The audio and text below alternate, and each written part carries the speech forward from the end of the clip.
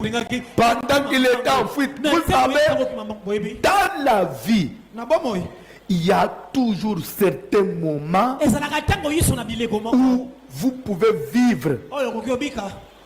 J'appellerai ce moment le moment du rejet. C'est le temps de l'épreuve.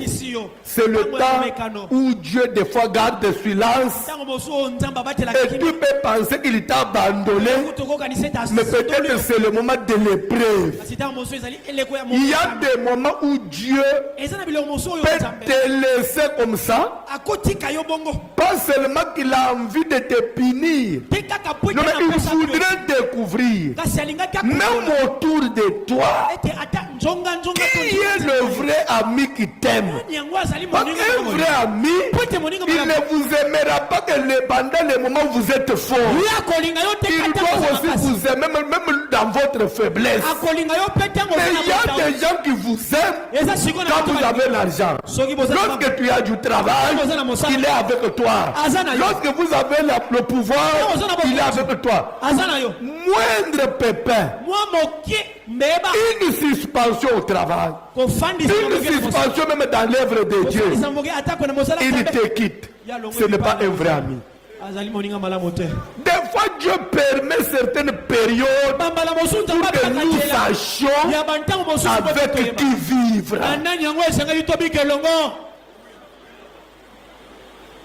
Amen. Amen. Alléluia. Amen. David a traversé cette période. Tout le monde l'a abandonné. Même son propre fils. Je voulais dire quelque chose à quelqu'un.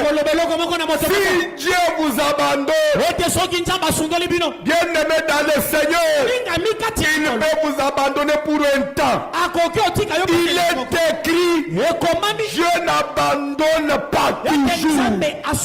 Dieu abandonne quelqu'un, c'est pour l'éprouver. C'est pour vous humilier afin que tu puisses t'amender et revenir à lui. Et quand on revient au Seigneur, Dieu va toujours te reprendre. Parce que Dieu n'a pas l'amour, mais il est lui-même amour. S'il y a quelqu'un qui nous aime, c'est Dieu.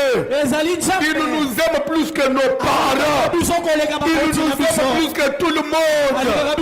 C'est pourquoi des fois pendant les moments où vous êtes seul, le temps de votre humiliation, la période du rejet, la période où peut-être tout le monde semble vous abandonner.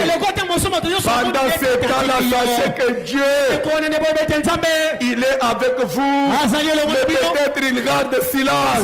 Son silence ne voudrait pas dire que c'est le rejet. Des fois, il veut aussi observer. Il veut te faire comprendre. Pour que toi aussi, tu arrives à découvrir qui est le vrai ami et qui était à côté de moi seulement pour un intérêt. C'est pourquoi il faut aimer aussi par moments. Passer par des épreuves. Passer par des épreuves. Des fois, il faut aimer les épreuves. C'est pourquoi il est écrit, heureux celui qui supporte patiemment les épreuves.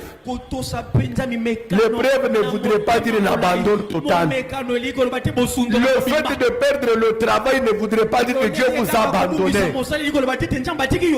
Le fait de manquer de l'argent ne voudrait pas dire que Dieu vous a abandonné.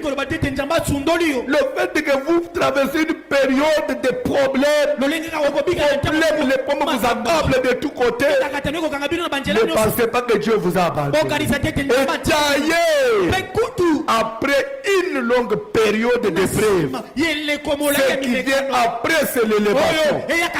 Plus votre épreuve est grande, plus l'élévation sera plus grave. Je suis venu parler à ceux qui traversent le moment d'épreuve.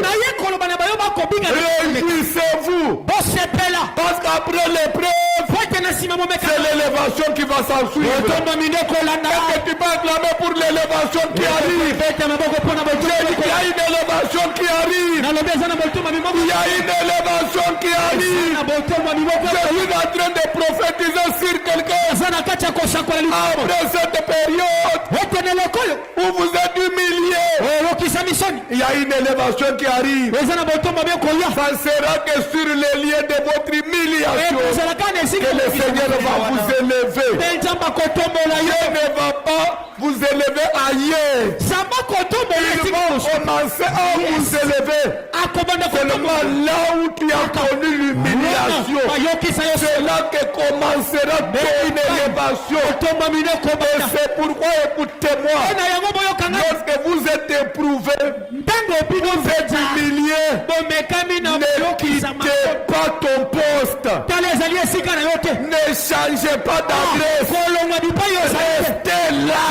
Car c'est là que commencera l'élévation. Que commencera ton élévation. Et il y a quelqu'un qui peut acclamer pour son élévation. Yes. Shimei. On va continuer demain. Parce que ce dernier temps, nous respectons vraiment l'heure.